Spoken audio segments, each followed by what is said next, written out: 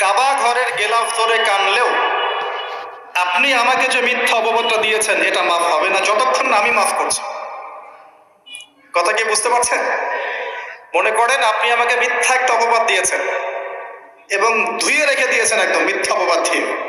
যতক্ষণ আমি আপনাকে মাফ না করছি, কাবা ঘরে গিয়ে গেলাফ ধরে কান্নাকাটি করলো এই পাপ মাফ হবে না ইনশাআল্লাহ।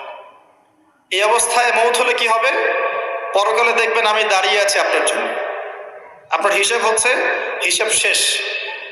আপনি সালাত, সওম, হজ জাকাতের নেকি নিয়ে উঠেছেন, কিন্তু দেখছেন আমি দাঁড়িয়ে আছি, আমার মতো আরো 10 জন দাঁড়িয়ে আছে।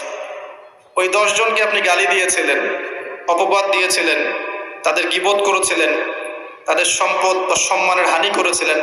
এখন কিয়ামতের মাঠে আপনার নেকি দিয়ে এই ঋণ শোধ করতে হবে, অন্য কোনো অপশন নাই। আর যদি নেকি শেষ হয়ে যায় তখন কি হবে? তখন আমার আমলনামা থেকে কিছু গুনাহ আপনাকে নিতে হবে। আল্লাহ পাক ন্যায় বিচারক। আল্লাহ পাক শুধু গফুর রহিম নন, আল্লাহ পাক শুধু পরম করুণাময় অসীম দয়ালুই নন, বরং তিনি হচ্ছেন ন্যায় বিচারক। ন্যায় বিচারক। একজন ধর্ষক যদি বলে যে আল্লাহ পাক তো গফুর রহিম, আল্লাহ আমাকে মাফ করে দিতে পারেন, তাহলে যাকে ধর্ষণ করলো সে তার উপর জুলুম হবে না? আল্লাহ পাক যদি ধর্ষককে মাফ করে দেন, তাহলে যাকে ধর্ষণ করা হয়েছে ওর প্রতি জুলুম হবে না? কথা বুঝতে পারছেন না? মনে করেন আপনি নাউজুবিল্লাহ কারো সম্পদ আত্মসাৎ করেছেন, এখন আল্লাহ যদি আপনাকে মাফ করে দেন, তাহলে এই যে যার সম্পদ আপনি আত্মসাৎ করেছেন এর উপরে জুলুম করা হচ্ছে না? আল্লাহ পাক কি জুলুম করবেন? এক জাররা পরিমাণ করবেন। কিয়ামতের মাঠে নেকি দিয়ে তার এই ঋণ শোধ করতে হবে, অথবা তার গুনাহ আপনার কাঁধে নিয়ে জাহান্নামের পথে যেতেও হতে পারে। আল্লাহ পাক হেফাজত। কাউকে অপবাদ দিয়েছি, কারো সম্মানহানি করেছি, কাউকে মিথ্যা অপবাদ দিয়েছি, কারো প্রতি হিংসা করেছি, বিদ্বেষ রেখেছি, কারো সম্পদ আত্মসাৎ করেছি, কারো জিনিস চুরি করেছি, ছিনতাই করেছি বা ডাকাতি করেছি, বা কারো সম্পদ আত্মসাৎ করে নিজের পেটে ভরেছি, প্রতিবেশীর জমি মেরে দিয়েছি, দুই প্রতিবেশী চাষের জমি জোর করে জবরদখল করেছি। এক কথায় মানুষের সম্মান, জান মালের সাথে জড়িত যে পাপ, এই পাপ আল্লাহর কাছে মাফ হবে না। তাকওয়া কি জিনিস? আল্লাহ ভীতি। নবী সাল্লাল্লাহু আলাইহি ওয়াসাল্লাম বলছেন, আত-তাকওয়া হাহুনা। তাকওয়া হচ্ছে কলিজার মধ্যে, কলবের মধ্যে। আমার দাড়ি, টুপি, জুব্বা, পাগড়ি থাকতে পারে, কিন্তু আমার কলবে কতটুকু তাকওয়া আছে এটা আল্লাহ ছাড়া কেউ জানে না। তাকওয়া সম্পূর্ণ আল্লাহ জানেন একজন ব্যক্তির মধ্যে কতটুকু তাকওয়া আছে।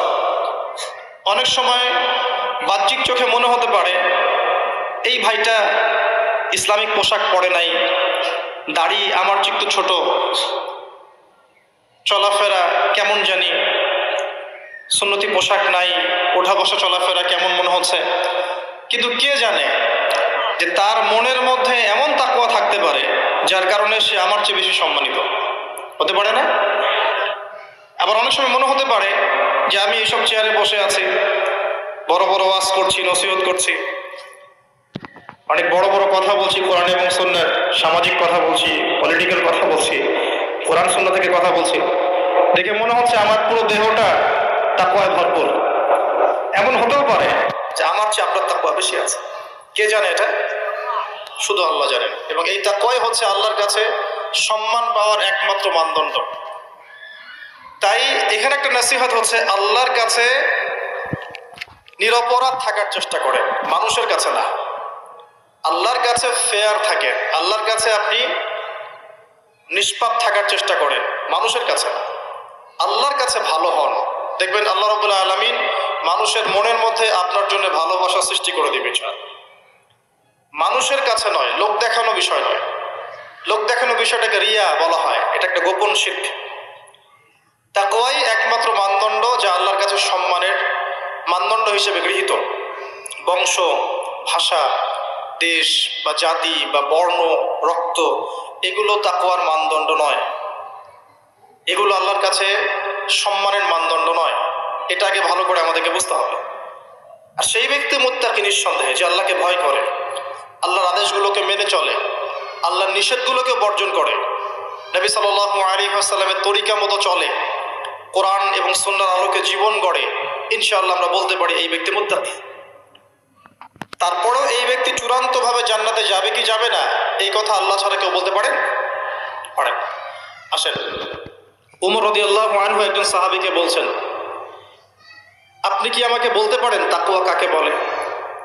উমর রাদিয়াল্লাহু আনহুকে বলা হচ্ছে, হে আমিরুল মুমিনিন, আপনি কি কখনো কাটা বিছানো পথে হেঁটেছেন? উমর রাদিয়াল্লাহু আনহু বলছেন, হ্যাঁ হেঁটেছে। কিভাবে হেঁটেছেন? আমরা সতর্কতার সাথে পা ফেলেছি। ওই সাহাবী বলছেন, এটাই হচ্ছে তাকওয়ার উদাহরণ।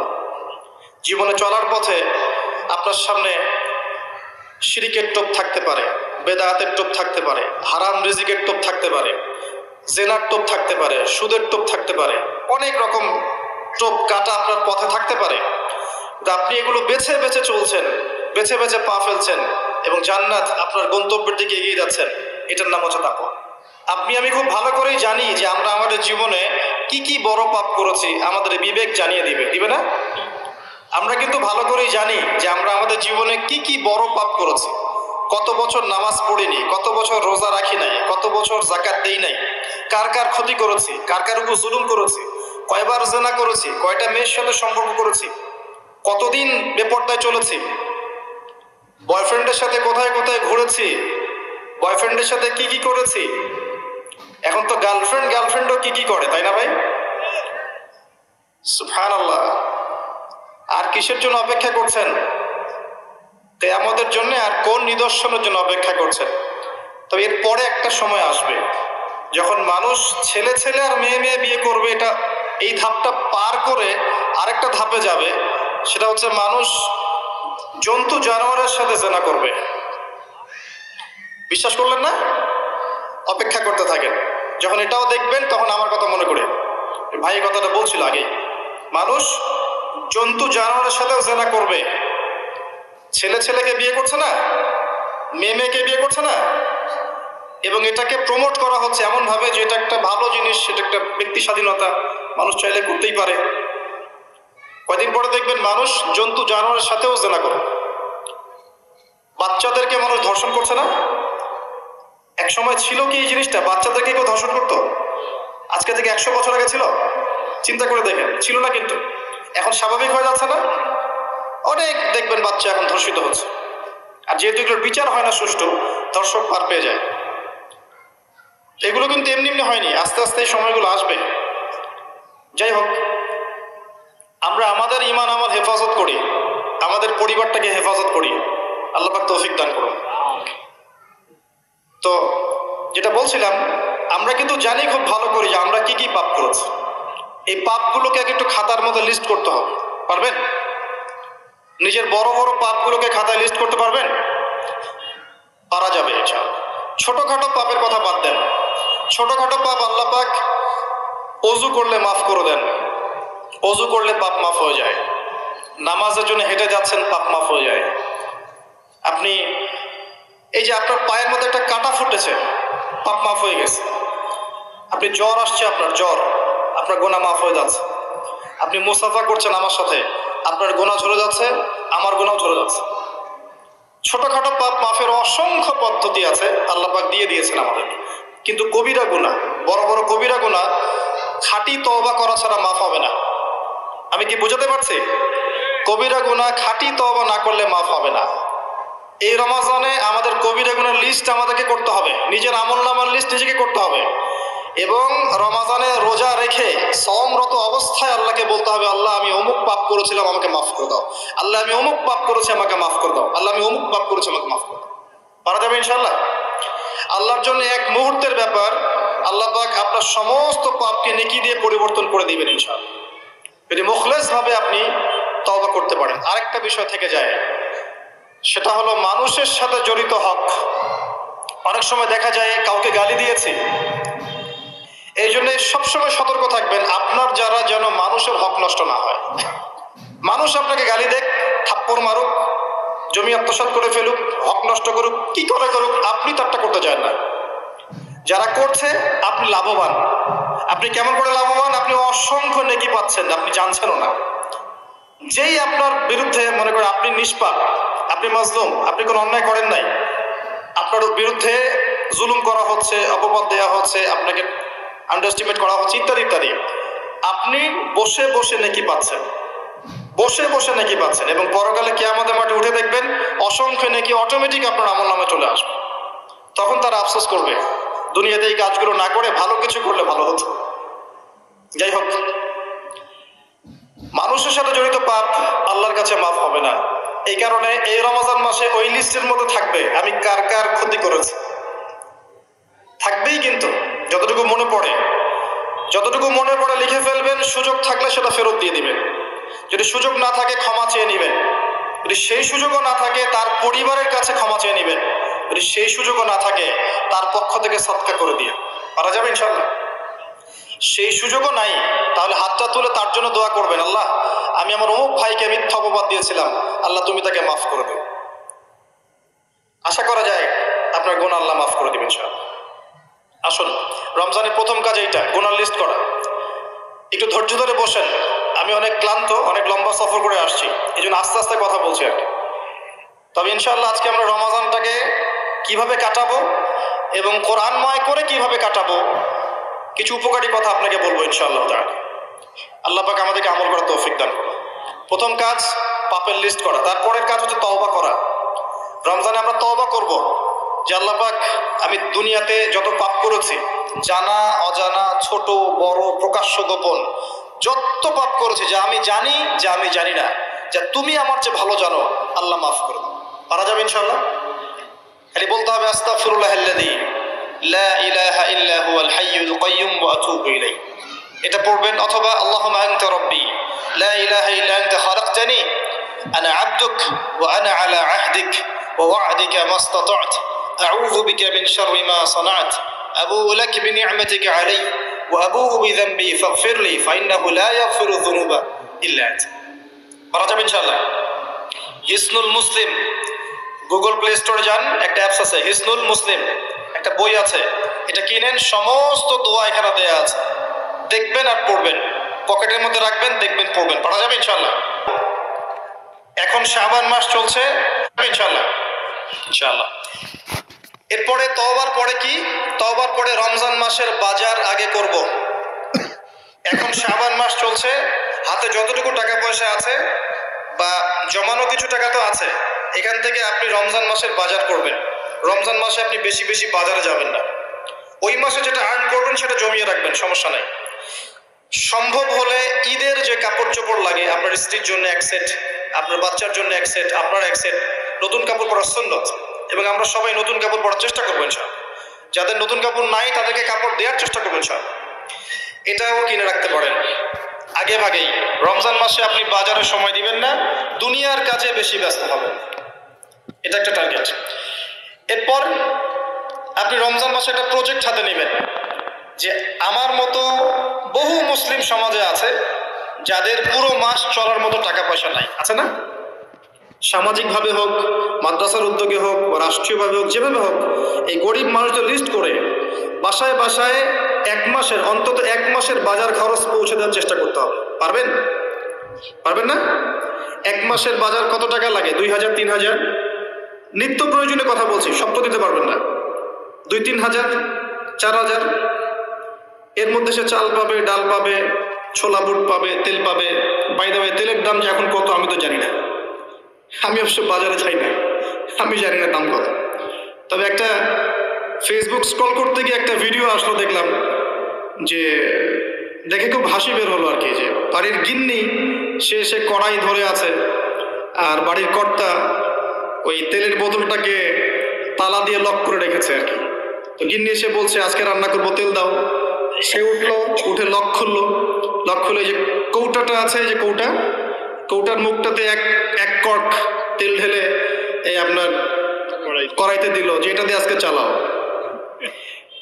তো আল্লাহ পাক আমাদের এক শ্রেণীর অসৎ ব্যবসায়ীদেরকে হেদায়েত করুক, যারা কৃত্রিম সংকট তৈরি করে জিনিসপত্রের দাম বাড়ায়। আল্লাহ পাক এদেরকে হেদায়েত করুক, কঠিন শাস্তির আওতায় আনা উচিত। যদি এটা ওমর রাদিয়াল্লাহু আনহুর শাসন হতো, দেখতেন শাস্তি কাকে বলে, প্রকাশ্যে শাস্তি দিত তারা। যদি এটা ওমর রাদিয়াল্লাহু আনহুর যুগ হতো, তাহলে দেখতেন শাস্তি কাকে বলে। ওমর ইবনুল খাত্তাব রাদিয়াল্লাহু আনহুর একজন ছেলে একটা অন্যায় করেছিল, সম্ভবত তিনি মদ পান করেছিলেন, সম্ভবত। কাজী দোররা দিচ্ছে 80 বেত্রাঘাত, দোররা আস্তে আস্তে দিয়েছে, আমিরুল মুমিনের ছেলে, জোরে মারা যাবে না। ওমর রাদিয়াল্লাহু আনহু নিজে উঠে গিয়ে সেই দোররা হাতে নিয়ে নিজে পিটানো শুরু করলেন। দোররা মারা শেষ হওয়ার আগেই ছেলে ডেড, স্পট ডেড। কথা কি বুঝতে পারছেন? এবার ছেলেকে দাফন করলেন, দাফন করে বাকি দোররা যে কটা বাকি ছিল, এই বাকি দোররাগুলো তার কবরের উপরে মারছে। মারার পরে আল্লাহকে বলছে, আল্লাহ আমাকে মাফ করে দিও, হয়তো আমি ন্যায় বিচার করতে পারলাম না। আমি কি বুঝাতে পারছি ভাই? এটা তার শাসন। এরকম শাসন আবার আসবে ইনশাআল্লাহ, মনে করবেন না যে আসবে না। যা দেখছেন সবকিছু থাকবে না, এগুলোর কিছুই থাকবে না। সেটা বলছি, বাজার করে ফেলেন এবং প্রজেক্ট নেবেন। যারা দরিদ্র দুস্থ, এদের পরিবারে আমরা পার পরিবার একটা করে প্যাকেজ পাঠিয়ে দিব, যেখানে নিত্য প্রয়োজনীয় দ্রব্য থাকবে। তারাও যেন রমজান মাসে খেয়ে পরে বাঁচতে পারে। পারা যাবে ইনশাআল্লাহ? চেষ্টা করেন, আল্লাহ পাক আপনার রিজিকে বরকত দিবে ইনশাআল্লাহ। একটা হাদিসে আছে, বান্দা যতক্ষণ অন্য ভাইয়ের সাহায্যে থাকে, আল্লাহ ততক্ষণ ওই বান্দার সাহায্যে থাকে। আর একজন মুসলিম ভাইয়ের প্রয়োজন পূরণ করতে যাওয়া, খালি হেঁটে হেঁটে যাওয়া, এটা মসজিদে নববীতে বসে 12 বছর ইতিকাফ করার চেয়ে বেশি নেকির কাজ।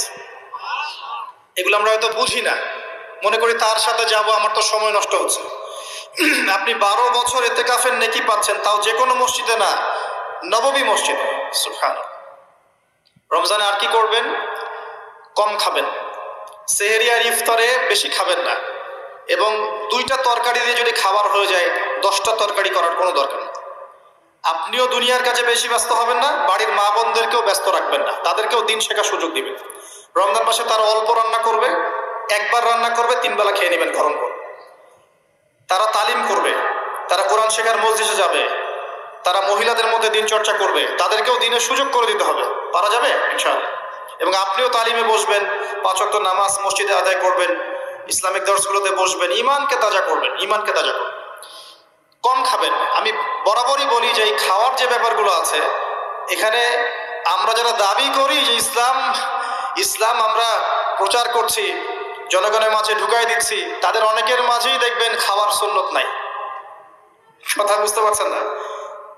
বড় বড় কথা বলার পরে খাওয়ার টেবিলে খালি বসায় দেন, দেখবেন সব শেষ, 7 পেট খেয়ে শেষ করে ফেলছে। খাওয়ার সুন্নত ওই কোরআনে আছে, হাদিসে আছে, প্র্যাকটিক্যালি নেই। নবীজি কি বলেছেন? খেতে হলে, যদি খেতেই হয়, তাহলে 1 ভাগ পেটের 1 ভাগ, আরেক ভাগ পানি, আরেক ভাগ ফাঁকা। কি চাচ্ছেন সব লেখা আছে। এটাই ইসলাম, যেখানে প্রতিটা বিষয়ের সমাধান আছে, খুঁটিনাটি সবকিছু আছে।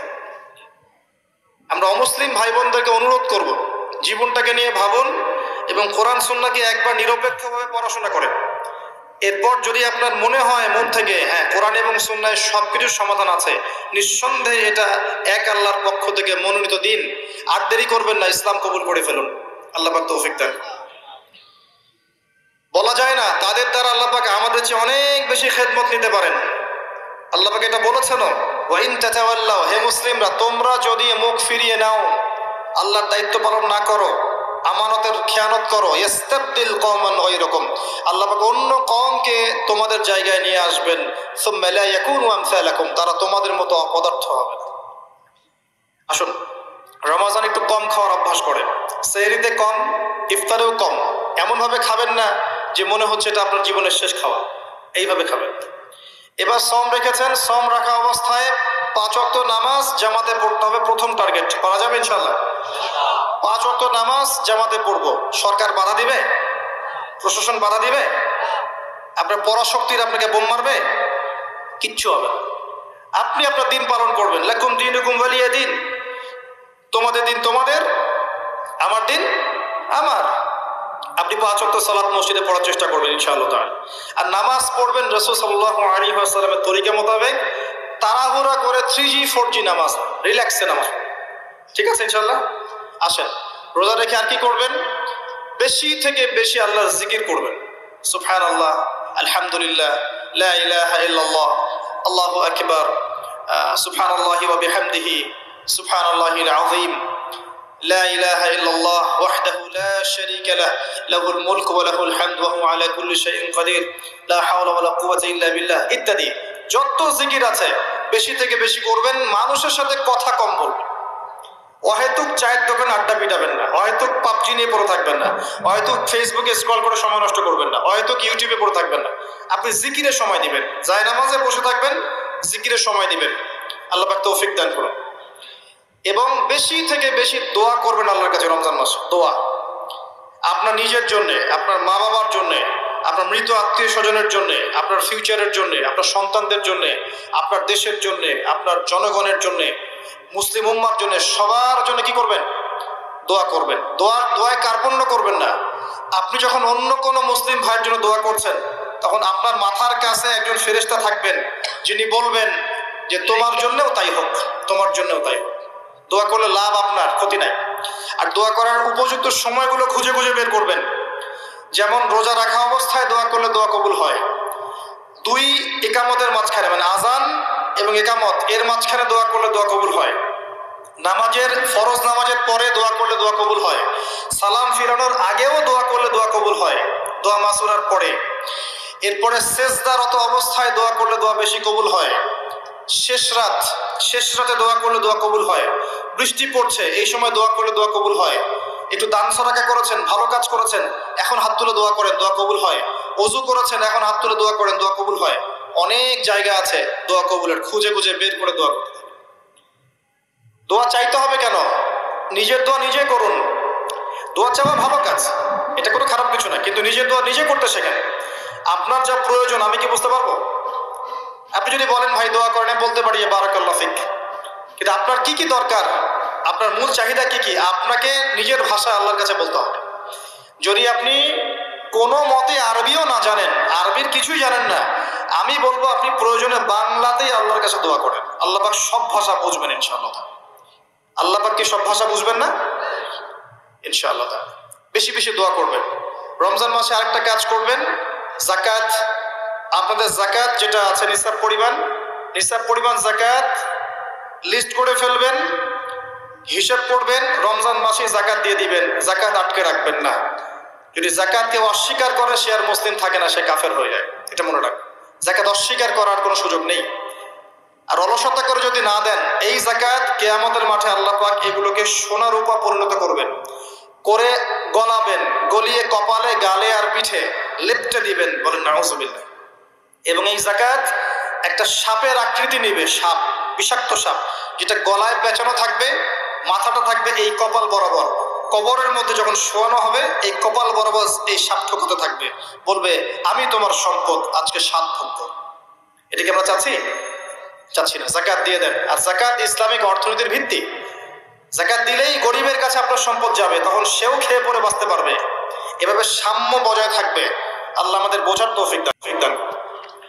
রমজান মাসে একটা কাজ করবেন, সেটা হলো পরিবারকে সময় দিবেন, পরিবারকে টাইম দিবেন। পরিবারের মধ্যে ইসলামিক সংস্কৃতি গড়ে তুলবেন। একসাথে সেহরি করবেন, একসাথে সাহরি করার পরে একসাথে ইফতার করবেন, একসাথে তালিম করবেন। আপনার সম্পদ যাবে, তখন সেও খেয়ে পরে বাঁচতে পারবে। এভাবে সাম্য বজায় থাকবে। আল্লাহ আমাদের বোঝার তৌফিক দান। রমজান মাসে একটা কাজ করবেন, সেটা হলো পরিবারকে সময় দিবেন, পরিবারকে টাইম দিবেন। পরিবারের মধ্যে ইসলামিক সংস্কৃতি গড়ে তুলবেন। একসাথে সেহরি করবেন, একসাথে সাহরি করার পরে একসাথে ইফতার করবেন, একসাথে তালিম করবেন। ইসলামিক কোনো মুভিজ একসাথে দেখলেন, ইসলামিক কোনো লেকচার একসাথে শুনলেন। মানে ইসলামকে এনজয় করবেন পরিবারকে নিয়ে, সাথে করে নিয়ে। বাচ্চা কাচ্চারা দেখবে ছোটবেলায় আমরা বাবাদের সাথে এটা করেছিলাম, ওইটা করেছিলাম। ইফতার বানাচ্ছেন বাসায়, বাচ্চাদেরকে ইনভলভ করবেন, বাচ্চাদেরকে রোজা রাখতে উৎসাহিত করবেন, ওদেরকে নবীদের গল্প শোনাবেন, ইসলামিক কালচারে বড় করবেন। দেখবেন পরিবারের মধ্যে শান্তি রহমত নিয়ে আসবে। পারা যাবে ইনশাআল্লাহ। রমজান মাসে আরো একটা কাজ করবেন, সাদাকাতুল ফিতর দিয়ে দিবেন। এটা সম্পর্কে আলেম ওলামারা আপনাকে বলবে খুতবা ইনশাআল্লাহ, আমি আগেই বলে রাখলাম, সাদাকাতুল ফিতর দিয়ে দিবেন। রমজান মাসে একটা ইম্পর্টেন্ট কাজ আছে, সেটা হলো যে আমাদের সমাজে অনেক এতিম থাকে, বিধবা থাকে, নিঃস্ব অসহায় মানুষ থাকে।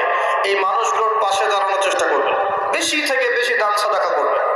যতটুকু সামর্থ্য আল্লাহ দিয়েছেন, আপনি বেশি থেকে বেশি দান সাদাকা করবেন। এভাবে ইনশাআল্লাহ আপনি রমজানটাকে উপলব্ধি করতে পারবেন, এনজয় করতে পারবেন। আপনার সালাতের মাধ্যমে, আপনার সিয়াম রাখার মাধ্যমে, দোয়া করার মাধ্যমে, জিকির করার মধ্য দিয়ে, পরিবারের সাথে এনজয় করার মধ্য দিয়ে দেখবেন আপনি আত্মশুদ্ধি অর্জন করতে পারছেন। একটা কাজ, রাতের বেলা তারাবির সালাত, রাতের বেলা তারাবি মসজিদে জামাতে পড়ার চেষ্টা করবেন এবং সবচেয়ে সুললিত কণ্ঠে যিনি তেলাওয়াত করতে পারেন তাকে ইমাম বানাবেন। নামাজটা এনজয় করা যায় যেন। রুকু করলে সেজদা পাই না এমন নামাজ দরকার নাই। আমার কথায় মন খারাপ করছে? রুকু করলে সেজদা পাই না এমন নামাজের দরকার নাই। ধীর স্থির ভাবে নামাজ পড়েন, মধ্যম পন্থায় নামাজ পড়েন, সুললিত কণ্ঠে তেলাওয়াত করেন। মক্কার তারাবি দেখেন, মদিনার তারাবি দেখেন, অনেক সুন্দর তারাবি। রাকাত সংখ্যা নিয়ে ঝগড়া করেন না। সামনে একটা ঝগড়া আসবে, 20 রাকাত না 8 রাকাত, তারপরে আবার ঝগড়া আসবে ঈদের তাকবীর কতটা, আর ঝগড়ার তো শেষ নাই। আস্তে আস্তে আস্তে আস্তে ইসলামের বিরোধী শক্তি যারা, তারা বিশ্বের নেতৃত্ব দেওয়ার আসনে চলে গেছে, আর আমরা আপোষে এই মারামারি কাটাকাটি ঝগড়া নিয়ে পড়ে আছে। বিশ্বাস করছেন না? এই হচ্ছে বাস্তবতা। কে কার গীবত করবে, কে কাকে অপবাদ দিবে, কে কার উন্নতি থেকে টেনে নামাবে, কে কাকে হিংসা করবে, কোন দলকে কাটা ছড়াছড়ি করবে, কোন আলেমকে, কোন বক্তাকে, এগুলো চলছে সমাজে। আর ইখতিলাফি মাসআলাগুলোকে নিয়ে আমরা এতটা সময় নষ্ট করেছি, এই সময়ে ইসরায়েল 70 বছর এগিয়ে গেছে। কথা বুঝতে পারেন না মনে হয়। সামনে দেখেন কি হয়, সামনে সে বিশ্বকে নেতৃত্ব দিবে, দেখে নিয়েন। ও মুসলিমদের নাকের ডগার উপর বসে সারা বিশ্বকে নেতৃত্ব দিবে, মুসলিমরা কিচ্ছু করতে পারবে না যতক্ষণ না ইমাম মাহদী আসছেন, তার আগ পর্যন্ত।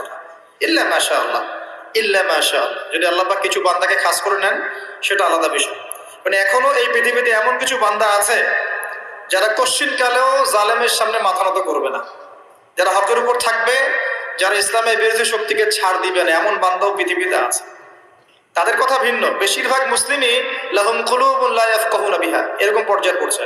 হৃদয় আছে উপলব্ধি করে না, চোখ আছে দেখে না, কান আছে শোনে না।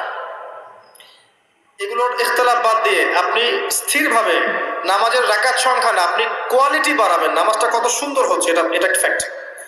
এবং তারাবির নামাজটাকে এনজয় করেন। খতম হবে কোরআন, আমরা কোরআনকে এনজয় করবো ইনশাআল্লাহ। এরপরেও শেষ রাত্রে আপনি চেষ্টা করেন নিজে ওঠার জন্য, পরিবারের লোকজনকে ওঠানো, আসো 2 রাকাত নামাজ পড়ি, আসো 4 রাকাত নামাজ পড়ি। সেহরি করার 1 ঘন্টা আগে ওঠা যাবে না? সেহরি করার 1 ঘন্টা আগে উঠলেই কিন্তু আমি মিনিমাম 5-6 রাকাত, 8 রাকাত, 10 রাকাত নামাজ পড়তে পারবো। 2 রাকাত তো পারবো কমসে কম। 2 রাকাত পড়ে একটু তাসবিহ তাহলিল করে, একটু কোরআন তেলাওয়াত করে আল্লাহর কাছে হাত তুলে দোয়া করা যাবে না? ওই সময় আল্লাহ পাক প্রথম আসমানে নেমে আসেন, সুবহানাল্লাহ। এসে বলেন, কে আমাকে ডাকবে, আমি তার ডাকে সাড়া দিব। কে আছে আমার কাছে কিছু চাইবে, আমি তোমার চাওয়া পূরণ করব। কে আছো আমার কাছে ক্ষমা চাইবে, আমি তোমাকে ক্ষমা করে দেব। আল্লাহ পাক ফজর পর্যন্ত এটা বলতে থাকে। রমাদানের আর 2টা কাজ। এক হচ্ছে লাইলাতুল কদর তালাশ করবেন। আর লাইলাতুল কদর তালাশ করতে হলে শেষ দশকটা ইতিকাফ করার চেষ্টা করুন। ইতিকাফ করতে পারলে আপনি লাইলাতুল কদর পেয়ে যাবেন ইনশাআল্লাহ। স্পেসিফিকলি বলা নাই 27 রমজানই লাইলাতুল কদর হবে, স্পেসিফিকলি বলার সুযোগ নাই, মিস হতে পারে। নবীজি বলেছেন শেষ দশকের বেজর রাত 21, 23, 25, 27, 29 যে কোনো একটা রাত লাইলাতুল কদর হবে। এক রাত ইবাদত করবেন, সারা হাজার মাস ইবাদত করেন, নেকি পেয়ে যাবেন ইনশাআল্লাহ তাআলা। এই রাতে দোয়া করলে দোয়া কবুল হয়ে যায়। আল্লাহ পাক আমাদেরকে লাইলাতুল কদর পাওয়ার তৌফিক দান করুন, ইতিকাফ করার তৌফিক দান করুন। আরেকটা কাজ যেখান থেকে আমি আসবো, কোরআনময় রমাদানে, রমজান মাসে সবচেয়ে বড় যে কাজটা, এটা দিয়ে শেষ করছি, শোনেন, এখানে একটু সময় নিব, আমি একটু ধৈর্য ধরেন। রমজান মাসের সবচেয়ে বড় কাজ, এবং রমজান মাস যে কারণে মহামান্বিত বা মহিমান্বিত, শব্দটা হয়তো আমি ভুল বলেছি, তো সেটা হচ্ছে আল কোরআনুল কারীম। রমজান মাস সেই মাস যেই মাসে কোরআন নাজিল করা হয়েছে। কি কারণে রমজান মাস এত ফজিলতময়? প্রশ্নটা কি একটা যৌক্তিক প্রশ্ন না? শাবান মাসে কেন এত কিছু নয়, রজব মাসে নয় কেন, রমজান মাসেই কেন? উত্তর একটা উত্তর, যে শাহরু রমাদানাল্লাযী উনজিলা ফীহিল কোরআন। রমজান সেই মাস যেই মাসে আমি কোরআন নাজিল করেছি। কি জন্য নাজিল করেছেন আল্লাহ পাক? হুদাল লিন্নাস, এটা মানব জাতির জন্য হেদায়েত, ওয়া বাইয়িনাতিন মিনাল হুদা, এবং এটা সুস্পষ্ট একটা প্রমাণ, ওয়াল ফুরকান, এবং সত্য মিথ্যার মানদণ্ড, ইলা আখিরিল আয়াত। সূরা কদরে আল্লাহ বলছেন ইন্না আনজালনাহু ফি লাইলাতিল কদর, আমি লাইলাতুল কদরে কোরআন নাজিল করেছি। আর কদর কোন মাসে? শাবানে না রজবে না রমজানে? তাহলে রমজান মাসে কোরআন নাজিল হয়েছে প্রমাণ হলো। রমজান মাসে আল্লাহ পাক কোরআন নাজিল করেছেন কোথায়? এবার আপনাকে দেখাচ্ছি। এই যে আইয়ামে জাহেলিয়াতে। কোথায়? আইয়ামে জাহেলিয়াতে, যখন একটা যুগের মধ্যে শিরক আছে, সুদ আছে, ঘরে ঘরে শিরক, ঘরে ঘরে সুদ, ঘরে ঘরে মাদক, ঘরে ঘরে মেয়েদের অবমাননা এবং গোত্রীয় হানাহানি, কাটাকাটি, মারামারি, জেনা, ব্যভিচার ভর্তি একটা সমাজের মধ্যে, এখানে রমজান মাসে লাইলাতুল কদরে আল্লাহ কোরআন নাজিল করছে। কথা কি বুঝতে পারছেন? এবার এই মাসটাকে আল্লাহ পাক সম্মানিত করে দিলেন। তাহলে রমজান মাসের মূল কাজটা কি? কোরআনকে সময় দেয়া। এই মাসের মূল বিষয়টা কি? আল কোরআন। এখন আসেন, এই জাহেলি যুগে কোরআন নাজিল হলো মাত্র 23 বছর পর। কত বছর? মাত্র 23 বছর কোরআন অনুযায়ী চলার পরে দেখা গেল ওই জাহেলি যুগের মধ্যে কোনো শিরক নাই, ওই জাহেলি যুগের মধ্যে কোনো সুদ নাই, ওই জাহেলি যুগের মধ্যে কোনো নারীর অবমাননা নাই, ওই জাহেলি যুগের মধ্যে কোনো রকমের মাদক নাই, এই জাহেলি যুগের মধ্যে, ওই জাহেলি যুগের কোনো গোত্রীয় হানাহানি নাই, সবাই ভাই ভাই হয়ে গেছে। সুবহানাল্লাহ। কত বছর? 23 বছর। কিভাবে চলেছেন? এই আল্লাহর কিতাব আল কোরআনুল কারীম, এর শিক্ষা এবং এর ব্যাখ্যা সুন্নাহ, এটাকে ফলো করে চলা হয়েছে 23 বছর, মাত্র 23 বছর। এখন সেই আল্লাহ কি নাই? সেই নবী নাই? নবী জীবিত না থাকলেও তার সুন্নাহ নেই এবং সেই কিতাব আমাদের মাঝখানে নাই? সবই আছে। সেই আল্লাহ থাকেন, সেই নবীর সুন্নাহ থাকে এবং সেই কিতাব আমাদের মাঝে থাকে, তাহলে আমাদের জাহিলিয়াতগুলো দূর করা সম্ভব না? মাস কোরআনের মাস, এই মাসটাকে আপনি কিভাবে মূল্যায়ন করবেন? আমি কয়েকটা ক্লাসিফিকেশন বলছি, লিসেন, এই জায়গাটা একটু ভালো করে শোনেন। 1 নাম্বার, বিভিন্ন শ্রেণীর মানুষ থাকে। এক শ্রেণীর মানুষ আছে আমাদের সমাজে যারা আলিফ বা তা সা মোটেই জানে না। আছে? আছে? এমন অনেক মানুষ আছে, এদের সংখ্যা কিন্তু কম না, প্রচুর মানুষ এরা আলিফ বা তা সা উচ্চারণ করতে পারে, কোরআন বিশুদ্ধ করে একটা আলহামদুলিল্লাহ রাব্বিল আলামিন এটা পড়তে পারে না, বানান করে করে পড়তে পারে না। আছে না? এক কথায় বিশুদ্ধ তেলাওয়াত করতে পারে না, এমন মানুষের সংখ্যা কম না বেশি? প্রচুর। তাদের জন্য এই রমজানের টার্গেট হচ্ছে তাদেরকে এই রমজানের মধ্যেই কোরআন তেলাওয়াত করা শিখতে হবে। এতটুকু পারবেন? পারবেন না? ভয় পাচ্ছেন? রমজান 1 মাস সময় লাগার কথা না, আপনার 20 দিন সময় লাগবে কোরআন তেলাওয়াত শিখতে ইনশাআল্লাহ। বিশ্বাস হচ্ছে না? হয়তো আপনি দ্রুত গতিতে পড়তে পারবেন না, কিন্তু পড়তে পারবেন। আপনি মদ মাখরাজ তাজবিদগুলো শিখতে পারবেন। এখন আপনার জন্য টার্গেট যারা কোরআন মোটেই তেলাওয়াত করতে পারেন না, এই মাসে 1 মাসের মধ্যে আপনি কোরআন তেলাওয়াত করা শিখবেন, এটাই আপনার টার্গেট। পারবেন? মনে রাখবেন, নবী সাল্লাল্লাহু আলাইহি ওয়াসাল্লাম বলেছেন ইকরাউল কোরআন, তোমরা কোরআন তেলাওয়াত করো। ফাইন্নাহু ইয়াতি ইয়াউমাল কিয়ামা শাফিআন লিআসহাবি, কোরআন কিয়ামতের দিন তার পাঠকারীর জন্য সুপারিশকারী হবে ইনশাআল্লাহ। খায়রুকুম মান তাআল্লামাল কোরআন ওয়া আল্লামা, তোমাদের মধ্যে সেই ব্যক্তি শ্রেষ্ঠ বা উত্তম যে নিজে কোরআন শেখে, অন্যকে শেখায়। আরো হাদিস এসেছে, নবী সাল্লাল্লাহু আলাইহি ওয়াসাল্লাম বলেছেন আল্লাযী ইয়াকরাউল কোরআন ওয়া হুয়া মাহিরুম বিহি, যে ব্যক্তি কোরআন তেলাওয়াত করে এবং তার উপর দক্ষ হয়, মা'আস সাফারাতিল কিরামিল বাররা, সেই ব্যক্তি সম্মানিত ফেরেশতাদের সাথে হাসর করবে ইনশাআল্লাহ। ওয়াল্লাযী ইয়াকরাউল কোরআন ওয়া ইয়াতাতা'তাউ ফিহি, আর যে ব্যক্তি কোরআন তেলাওয়াত করে কিন্তু করতে গিয়ে আটকে যায়, ওয়া হুয়া আলাইহি শাক, এটা তার জন্য কষ্টকর হয়, ফালাহু আজরান, তার জন্য ডাবল পুরস্কার আছে। একটা হাদিসে, তিরমিজির হাদিসে নবীজি বলেছেন যে মান ক্বারা হারফাম মিন কিতাবিল্লাহি ফালাহু হাসানা, যে ব্যক্তি একটা হরফ পড়বে আল্লাহর কিতাবের, আলিফ লাম মিম, লা আকুলু আলিফ লাম মিম হারফুন, নবীজি বলছেন আমি বলছি না যে আলিফ লাম মিম তিনটা মিলে একটা হরফ, বাল আলিফুন হরফ, লামুন হরফ, মিমুন হরফ, আলিফ একটা হরফ, লাম একটা হরফ, মিম একটা হরফ, প্রত্যেকটা হরফে তার 10টা করে নেকি হবে ইনশাআল্লাহ। আল হাসানাতু বিআশরি আমসালিহা, একটা নেকিকে 10 দিয়ে গুণ করা হবে। আর রমজান মাসে যে কোনো নেক আমল 70 গুণ বাড়িয়ে দেওয়া হয়। আল্লাহ চাইলে 700 গুণ বাড়াতে পারেন, আল্লাহ চাইলে অপরিসীম বাড়াতে পারেন। আল্লাহ পাক কবুল করুন। তিলাওয়াত করবেন, তিলাওয়াত শিখবেন। তো যাদের কোরআন তেলাওয়াত করার যোগ্যতা নেই, এই মাসে কি টার্গেট দিলাম ভাই? এই মাসে আপনি ন্যূনতম টার্গেট জাস্ট কোরআন তেলাওয়াত শিখবেন, পারবেন ইনশাআল্লাহ? অনেকের মধ্যে কনফিউশন আছে না, আমারটা হচ্ছে কি হচ্ছে না, আছে না, সঠিক হচ্ছে কি হচ্ছে না। আপনিও এই টার্গেটে থাকেন, আপনি এই মাসে কোরআন আবার তেলাওয়াত করা শিখবেন। কিভাবে শিখবেন? মাদ্রাসায় কোর্স করানো হবে, আপনি মাদ্রাসায় যাবেন। অনলাইনে যদি কোর্স করায় কেউ, অনলাইনে কোর্স করবেন, অথবা বাসায় একটা আরবি শিক্ষক নেবেন, অথবা মসজিদ ভিত্তিক এই মাসব্যাপী কোরআন শিক্ষার কার্যক্রম চালু করবেন। করা যাবে ইনশাআল্লাহ। এটা উচিত রাষ্ট্র থেকে চালু করে দেয়া মাসব্যাপী কোরআন শিক্ষার কার্যক্রম। এটা করতে পারলে সবচেয়ে ভালো হতো। এদেশ থেকে যত মহামারীর ভাইরাস সব চলে যেত। বিশ্বাস করেন না? কোরআনের বরকতে সব বিপদ আপদ কেটে যেতে পারে। সূরা বনী ইসরাঈল আল্লাহ পাক বলেছেন যে ওয়াইদা ক্বরা'তাল কুরআন, হে নবী আপনি যখন কোরআন তেলাওয়াত করবেন বা করেন, জাআলনা বাইনাকা ওয়া বাইনাল্লাযীনা লা ইউমিনুনা বিল আখিরাহ হিজাবান মাসতুরা, যখন আপনি কোরআন তেলাওয়াত করেন তখন আপনার এবং ওই জগৎ, যেই জগৎটা আল্লাহ এবং পরকালে বিশ্বাস করে না, এদের মাঝখানে মানে ইমানদার এবং এর শত্রুদের মাঝখানে আমি আল্লাহ একটা অদৃশ্য পর্দা স্থাপন করে দিয়েছি। ওই দিক থেকে কোনো ক্ষতি আপনাকে স্পর্শ করতে পারবে না। যাই হোক, এটা আপনাদের টার্গেট। 2 নাম্বার, দ্বিতীয় শ্রেণীর মানুষ যারা কোরআন মাশাআল্লাহ তিলাওয়াত করতে জানেন এবং আপনার কনফিডেন্স আছে।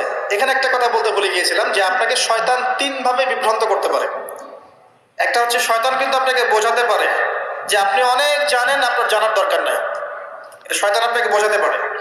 2 নাম্বার বোঝাতে পারে যে আপনার দ্বারা হবে না, আপনি পারবেন না। আমার কথাটা মনে রাখেন। 3 নাম্বার বোঝাতে পারে যে আমার অনেক সময় পড়ে আছে, পরে শিখে নেবে, এত তাড়াহুড়োর কি আছে।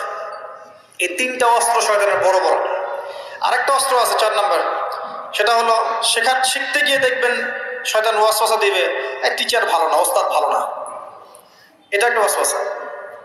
উস্তাদের হাতে নিজেকে ছেড়ে দিতে হবে, তারপরে সে বুঝবে আপনাকে কোন পথে নিয়ে যেতে হবে। নবী মূসা আলাইহিস সালাম যখন এসেছিলেন খিদর আলাইহিস সালামের কাছে, হাল আত্তাবিউকা আন তুআল্লিমানি মিম্মা উল্লিমতা রুশদা, তিনি এসে বলেছেন, হে খিদর আমি কি আপনার সাথে থাকতে পারি এই শর্তে যে আল্লাহ আপনাকে যে জ্ঞান শিখিয়েছেন আমাকে শেখাবেন? তখন খিদর আলাইহিস সালাম বলছেন, ইন্নাকা লান তাসতাতিআ মা'ইয়া সাবরা, তুমি তো আমার সাথে ধৈর্য ধরতে পারবে না। ধৈর্য ধরে ওস্তাদের কাছে সুপর্দ করতে হয়, তারপরে জ্ঞান পাওয়া যাবে ইনশাআল্লাহ। এত অস্থির হলে হবে না। 2 নম্বর শ্রেণী যারা পড়তে পারেন তাদের জন্য নসিহত হচ্ছে, এই রমজান মাসে আপনার টার্গেট এই কিতাব আপনি একবার খতম করবেন, একবার অনলি। পারবেন? অনলি একবার। প্রত্যেক দিন আপনি 1 পারা করে পড়বেন, প্রত্যেক দিন 1 পারা, 30 দিন 30 পারা। সম্ভব? খুব কঠিন? পারা যাবে না ইনশাআল্লাহ। আল্লাহ পাক তৌফিক দান করুন। আবারও বলছি, কোরআন তেলাওয়াত করলে আপনি প্রত্যেক হরফে 10 নেকি পাবেন। আপনি এই কোরআন আপনার পক্ষে সুপারিশ করবে, আপনি সম্মানিত ফেরেশতার সাথে হাসর করবেন। ইন্নাল্লাহা ইয়ারফাউ বিহাযাল কিতাবি আকওয়ামান ওয়া ইয়াদাউ বিহিল আখারিন। বহু সম্প্রদায়কে আল্লাহ পাক এই কোরআনের মাধ্যমে সম্মানিত করেন, অনেককে অপদস্থ করেন।